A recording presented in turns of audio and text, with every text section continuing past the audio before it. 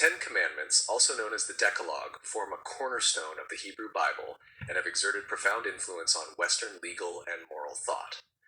Traditionally found in Exodus 20 verse 1 to 17 and Deuteronomy 5 4:21, they constitute a set of ethical guidelines believed to have been divinely revealed to Moses on Mount Sinai. Beyond their religious significance, the commandments can be interpreted as a framework for moral legal principles that underpin social order, justice, and communal ethics. 1. You shall have no other gods before me. This commandment establishes monotheistic fidelity and can be interpreted as a principle regulating loyalty and allegiance. Legally, it suggests the prioritization of societal and spiritual obligations over personal or competing interests, forming the basis for laws that protect the social cohesion of religious or cultural communities. Morally, it emphasizes fidelity and integrity, concepts that resonate in secular ethics as the requirement to honor one's commitments and responsibilities. 2. You shall not make for yourself an idol. This commandment extends the principle of loyalty into the domain of representation and symbolism, warning against the substitution of authentic authority or values with false or corrupt symbols. In legal terms, it has inspired prohibitions against fraudulent or deceptive practices, particularly those that manipulate belief, trust, or social faith for personal gain.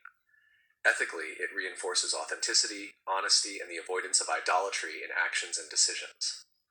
However, 3. You shall not take the name of the Lord your God in vain. This commandment regulates speech and expression, highlighting the importance of respect for sacred authority and communal norms.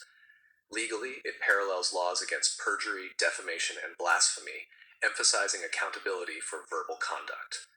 Morally, it stresses the responsibility to use language truthfully and respectfully, underlining the link between speech and social integrity. 4. Remember the Sabbath day to keep it holy. Here, the principle of temporal justice and rest is established. Legally, it can be linked to regulations mandating rest periods, labor rights, and limits on compulsory work, thereby promoting human dignity and societal stability.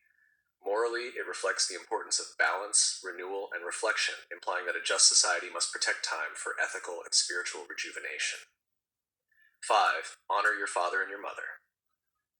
This commandment institutes the principle of familial respect and intergenerational responsibility. In legal contexts, it underpins norms governing inheritance, parental authority, and elder care, ensuring that family structures are maintained for social stability. Morally, it reinforces gratitude, duty, and respect for authority, recognizing the family as a foundational unit for ethical development and social cohesion. 6. You shall not murder. A fundamental moral legal principle, this commandment prohibits the unjust taking of human life, forming the basis for the most foundational criminal laws against homicide.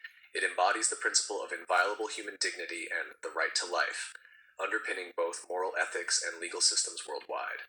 Its universality reflects a recognition that social order depends on the protection of life as a primary legal and moral obligation. You shall not commit adultery. This commandment addresses sexual ethics and marital fidelity, translating into laws that regulate personal conduct and property within the family. Legally, it has influenced regulations on marriage, sexual consent, and family rights, ensuring the protection of relationships central to social stability. Morally, it emphasizes loyalty, trust, and the ethical management of intimate relationships, reinforcing the link between private virtue and public well-being. 8. You shall not steal. The commandment against theft establishes the principle of property rights and respect for others' possessions. Legally, it is the precursor to laws against theft, fraud, and embezzlement, forming the backbone of civil and criminal jurisprudence. Morally, it stresses honesty, fairness, and responsibility in economic and social transactions, acknowledging that justice entails the protection of material as well as personal integrity. 9. You shall not bear false witness against your neighbor. This commandment enshrines the principle of truthfulness and judicial integrity. It directly informs laws concerning perjury, defamation, and evidence in judicial processes, reinforcing the need for truth as a cornerstone of social and legal order.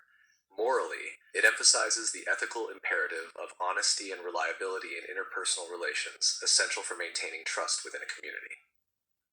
Nashtar 10. You shall not covet. The final commandment addresses desires and internal motivations, focusing on the regulation of envy and greed. While less directly enforceable as law, it underpins principles governing economic justice, equitable distribution, and social harmony, discouraging actions that harm communal welfare.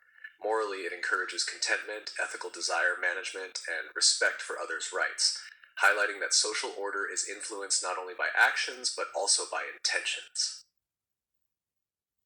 The Ten Commandments as a legal moral framework. The Ten Commandments can be interpreted as a proto-legal codex, blending moral imperatives with enforceable social norms. They illustrate how religion and law intersect, providing guidelines that regulate not only external behavior but also internal moral attitudes. Several key observations emerge. 1. Dual dimension, moral and legal. Each commandment functions both as a moral directive and as a principle that can inspire legal norms. For example, prohibitions against murder and theft translate seamlessly into criminal law, while commands regarding the Sabbath or coveting influence societal and ethical norms indirectly. 2. Community-centric justice. The commandments prioritize social cohesion and communal welfare. They reinforce respect for authority, family structures, and shared resources, laying the groundwork for a society where law and morality converge. 3. Universality and adaptation. While rooted in Hebrew religious tradition, these principles have informed Western legal systems, including canon law, common law, and civil codes. Concepts such as the sanctity of life, truthfulness, and property rights demonstrate enduring applicability across diverse cultures. 4. Integration of intention and action. Particularly notable in the commandments against coveting and bearing false witness, the Decalogue emphasizes that ethical evaluation considers both motives and actions. Modern law increasingly recognizes this dimension, as seen in doctrines that consider intent and premeditation in legal judgments. 5. Foundation for human rights and ethics. The Decalogue anticipates modern principles of human dignity, equality, and ethical accountability, forming a conceptual bridge between ancient religious law and contemporary legal systems. The Ten Commandments illustrate a sophisticated blend of moral and legal thinking, demonstrating that ethical principles can directly inform laws that maintain social order, protect human rights, and cultivate communal trust. While originating in a religious context, the commandments' emphasis on life, property, truth, and relational fidelity transcends religious boundaries, offering timeless guidance for constructing a just society. Modern legal systems continue to reflect these principles, consciously or unconsciously, in statutes regulating family, property, speech, and criminal conduct, proving that ancient wisdom remains profoundly relevant to contemporary governance and ethical practice. References 1. Hertz, J.H., 1960. The Pentateuch and Haftorahs, London, Sonsino Press. 2. Levinson, J.D., 2012. The Ten Commandments, A Short History of an Ancient Text, Yale University Press. 3. Milgrom, J. 2000, Leviticus 1:16, A New Translation with Introduction and Commentary, Yale University Press.